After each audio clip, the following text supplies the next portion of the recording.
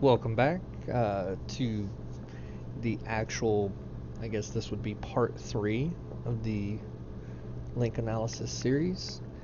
This is the second video that will be roughly about 20 minutes long.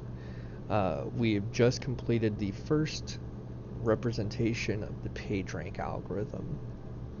Uh, like I said, we can take this initial vector, which is 1 over n, which represents the number of pages, multiply it by a column stochastic matrix, and continuously do that uh, until we have the dominant eigenvector.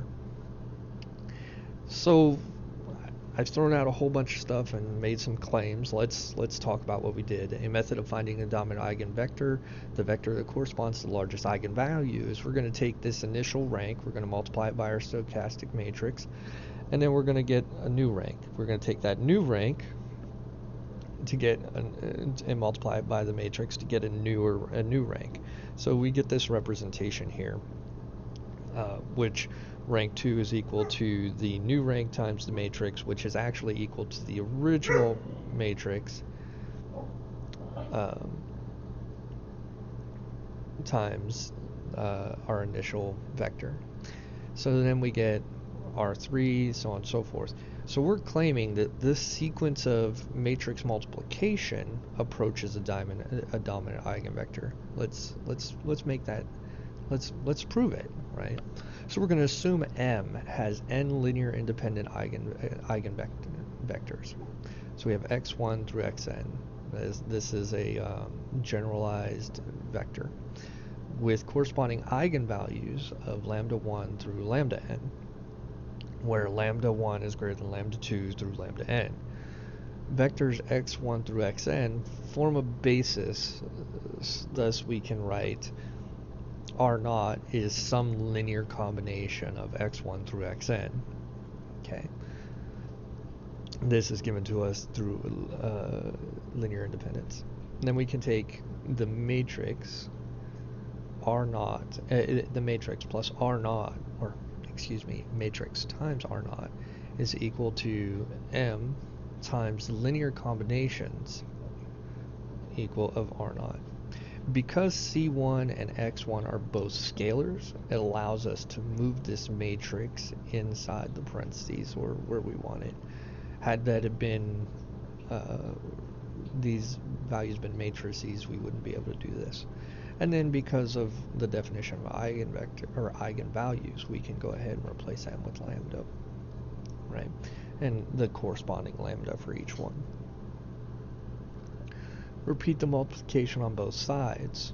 Okay, so we get m sub k is equal to m sub k r naught, that initial vector, is equal to the linear combination of c1 lambda to the k x1, so on and so forth for each of them.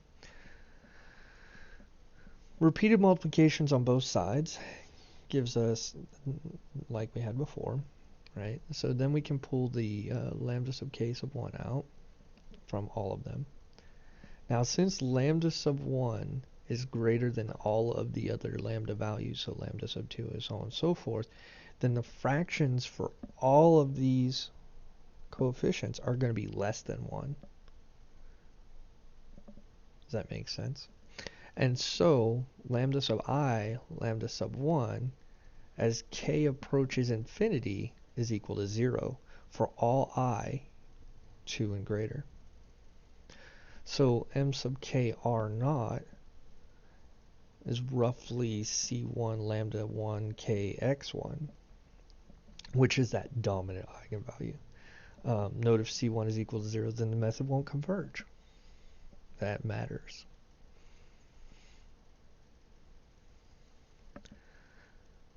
So when we take this value here, we got r1 to the t plus 1, right? So that's going to be our rank one iteration above everything else, or equivalently r is equal to m sub mr. Does this always converge? Does this converge to what we want? Are these reasonable results? These are questions we need to ask ourselves. Well, let's look at this example here. A to B, B to A. So we have, on the first iteration, we're going to have 1, 0. On the second iteration, 0, 1, 1, 0, 0, 1. It doesn't converge, right? This is an alternating series. It doesn't converge ever to one specific value. What about this one? Oh, this converges to 0, 0, 0, 0 after a certain number of iterations, right? Because we have a dead end. So here we have a series or a cycle, right? From A goes to B, B goes to A goes to B, B goes to A, so on and so forth. Here we have a dead end. Okay. So PageRank identified two problems, right? Dead ends. They have no outlinks. Random walk has nowhere to go. Such pages cause importance to kind of just disappear or leak out. And then we have spider traps, which are those cycles, right? So when we look at this red dot right here, this is a dead end. Then we have a spider trap. Once you're in, you can't leave, right? All the outlinks are within the group. Random walk gets stuck inside the trap, and eventually a spider trap absorbs all the importance, right? So you just get stuck there. So the power iteration method, right? So when we look at this and we look at the spider trap, it's always going to go, like in here, we're going to always get stuck at M. It's always going to, no matter, every time that we do the power iteration, it's going to go to M because it's trapped. So no matter what, we always end up at M. That's a problem, right? So we need to, how do we adjust our algorithm to fix this? So the Google solution for spider traps, at each time step, the random surfer has two options. With a probability of beta, follow the link. With the probability of 1 minus beta, jump to a random page. Common values for beta are in the range of 0.8 to 0.9. And the surfer will teleport out of the spider trap within a few steps. So back to the power iteration method. We iterate with this new value here with the dead end, right? This is the original one we're looking at. We get 0, 0, 0, 0, 0, 0, 0, 0. Okay. Follow the random teleports with a probability 1.0 from dead ends. So anytime that it hits a dead end, there's no outlink, it automatically gives a 1.0. The teleport is 100% of the time it will teleport out of the dead end. So what they did is they adjust the matrix. If it's a dead end, there's no outlinks, then they just go ahead and give it 1/3 all the way through.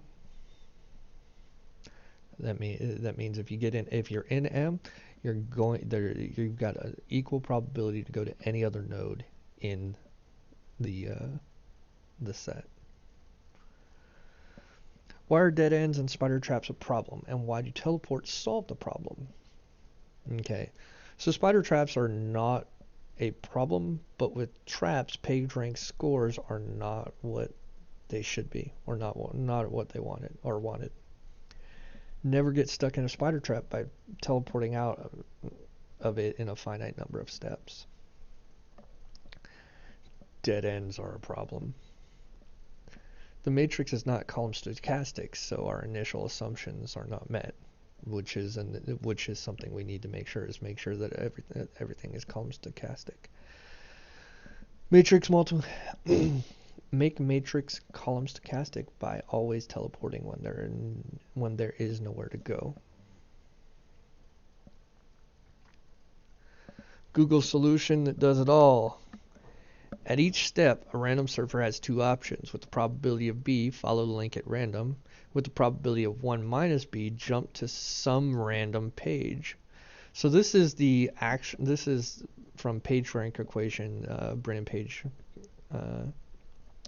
So the rank is the summation of this value beta, 0.8, 0.9 times the rank of I over the outlengths of I, or the out degree of I, plus 1 minus beta over 1 times n, right? Now this 1 over n is a vector. It is not a, wait a minute. Yeah, it's not a vector. Okay. So we can either process the matrix M to remove all dead ends, or to explicitly follow random teleport lengths with the probability of 1.0.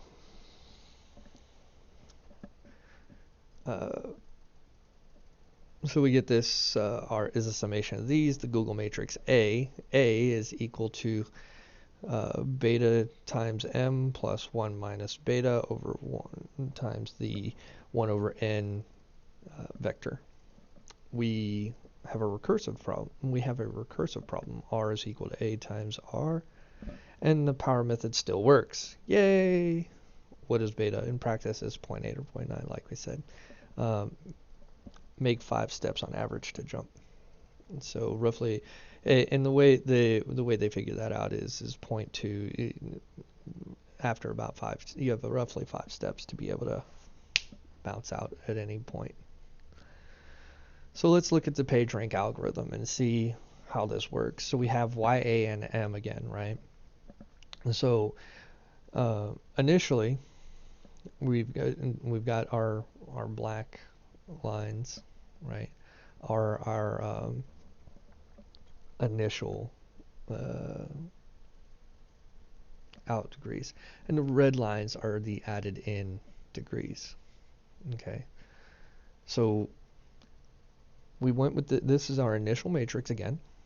Okay, however, now we have this new matrix, right? YAM, and there's 1/3 chance of getting into any vector from any other, or into any node from any other node, right?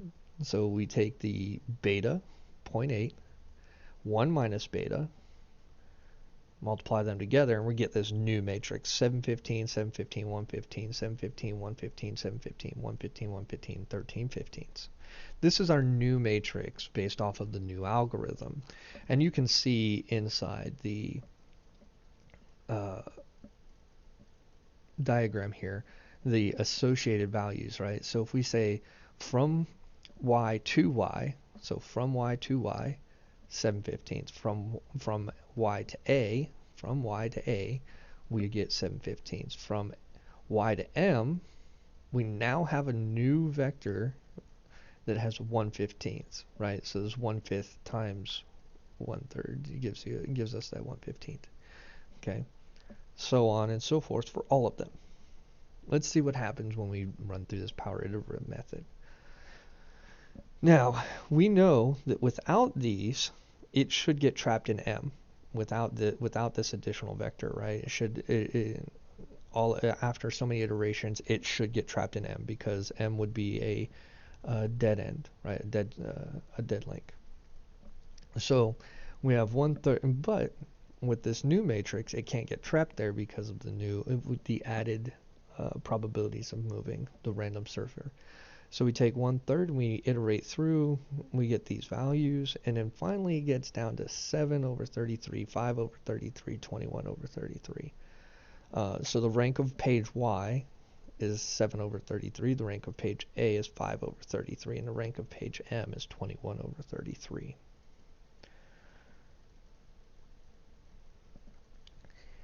Key step in matrix vector multiplication, R new, is A times R old. Easy if we have enough memory to hold it, right? So now we're going to start talking about this big data part, because when we start talking about it, how do we handle that? It's easy if we have enough memory to hold A, R old, and R new. Say n is equal to 1 billion pages. Now that's not even close to how many pages are out there. We need about 4 bytes for each entry, 2 billion entries. For vectors, approximately 8 gigs. matrix A has n squared entries in it. That is 10 to the 18. It's a really large number. So this is where big data starts coming into effect. So let's see if we can slim this up some. So we have R is equal to A times R, where AJI is equal to BMJI plus 1 minus B over N. So R sub J is the summation of AJI times RI. Okay. So that is the summation of BMJI plus 1 minus beta over N times RI. Okay. Now we can go and take that summation and we can break it apart, right? So we get the summation of BMJI times R, or distribute the RI, and then plus 1 minus beta over N times the summation of RI. Okay. Well, what's the summation of RI? The summation of RI is always equal to 1 because we're column stochastic, right? So that makes this portion right here go away. So now we have the summation of beta times MJI times RI plus 1 minus beta over N with N vectors. So we've reduced this just a little bit. So we now have R is equal to beta M times R plus 1 minus beta over N, and only one vector. It's no longer N by N. So we kind of shrink it down some. So R equals beta M times R plus 1 minus beta N, and there's only N entries in this vector, where 1 minus beta N is a vector with N entries. Okay, M is a sparse matrix, which means no dead ends. Okay, 10 links per node, approximately 10 to the N entries, so each iteration we would need to compute R new beta M times R old at a constant value of 1 minus beta N to each entry in R new.